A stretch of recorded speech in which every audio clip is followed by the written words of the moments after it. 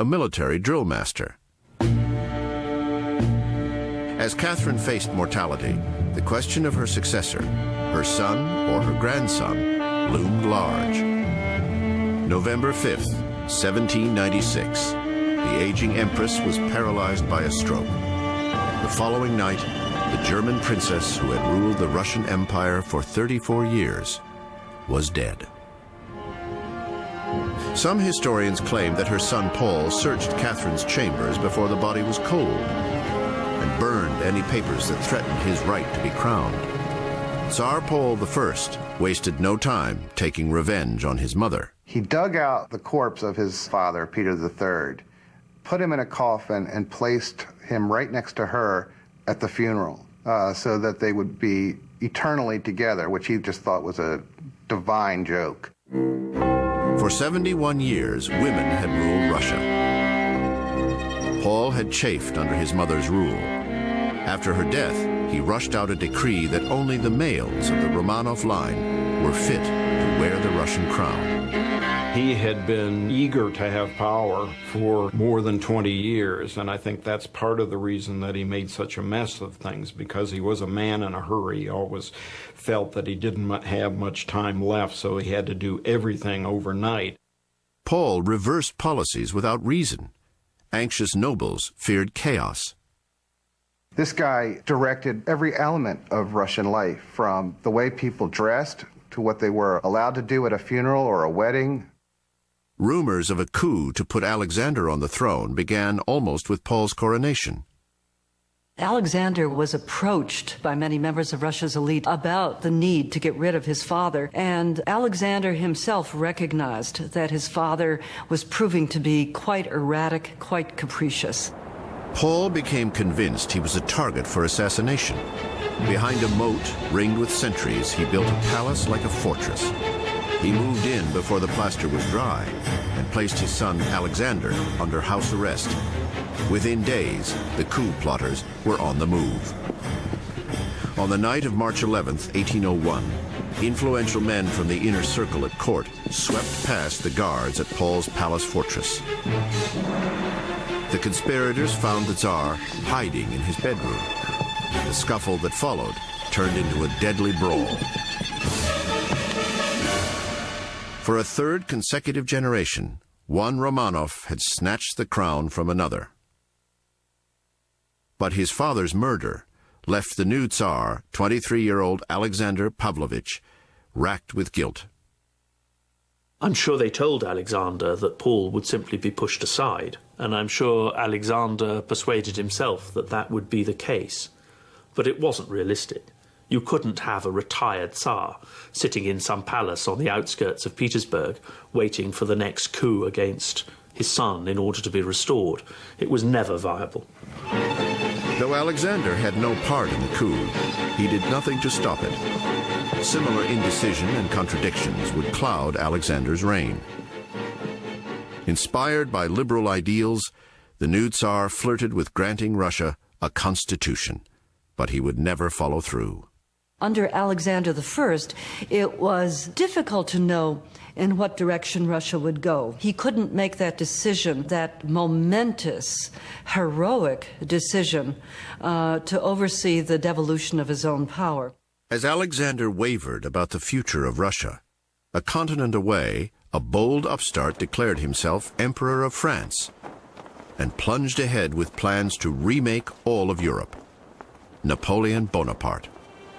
You could not find two more different men than Napoleon and Alexander I. Napoleon was completely filled with self-confidence. He felt called upon to be the master of the universe, never doubting his genius, and never doubting his flair, never doubting his strategy.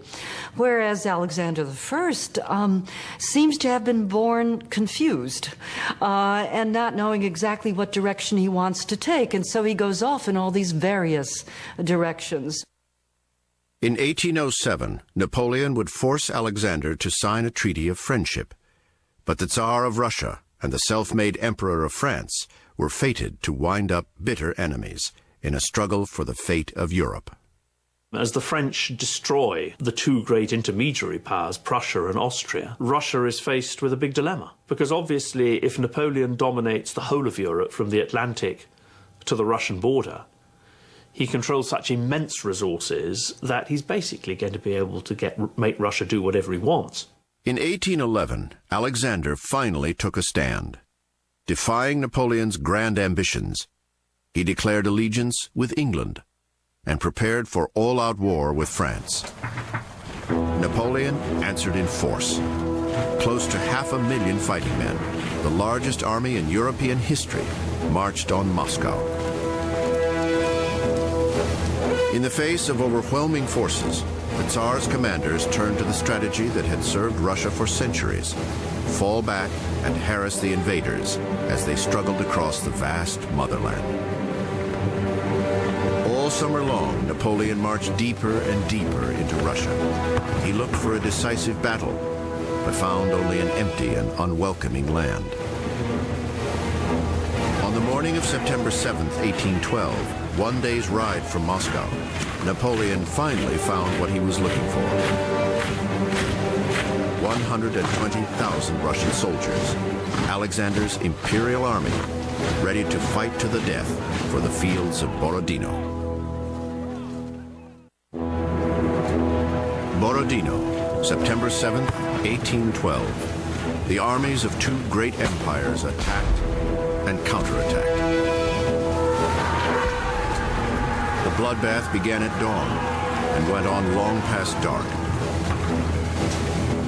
For over a decade, Napoleon Bonaparte had seemed invincible as he marched across Europe. Tsar Alexander's Russian armies were the last obstacle to continental dominance. For Napoleon to win in 1812, he had to destroy the Russian army, because otherwise they would just go on retreating in front of him, and in the end, his own line of supply would become so immense that his army would disintegrate. 75,000 men would die that day. Both sides would claim victory. Still, the death toll convinced the Russian generals to leave the field and the city of Moscow to Napoleon. The losses on both sides were enormous, and it was very clear to the French soldiers and generals that the Russian army's will to fight was by no means exhausted. For weeks, Napoleon waited for Alexander to concede defeat. Then the Russians set fire to his prize, Moscow. More than half the city burned to the ground. To the Russian people, it was a sacrilege. For Napoleon, it was a disaster. The main impression was horror, that having marched all this way and seized Moscow, he was actually no closer to achieving his goal. Because sitting in Moscow through the winter, even if the city hadn't been destroyed, was impossible. Napoleon's order to retreat came too late. The Russian winter came early and hard. The French were 1,500 miles from home, with little to eat and no shelter from the storm. Then, the Emperor Alexander called on the Russian people to annihilate the enemy. Russians of every class rose in fury and fell on the invaders. Napoleon's mark of invincibility had been taken away from him. I mean, after all, he lost well over 500,000 men in that campaign.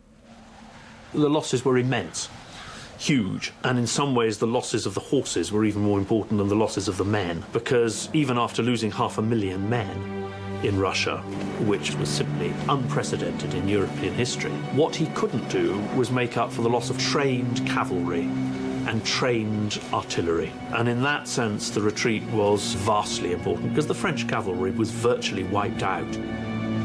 Napoleon had entered Russia with the largest army in European history. By the time they reached the Polish border, his Grande Armée had been reduced to barely 25,000. For Alexander, the burning of Moscow had sparked a mystical religious conversion. The born-again Orthodox Tsar now embarked on a holy crusade to eliminate Bonaparte and return the capitals of Europe to their rightful monarchs.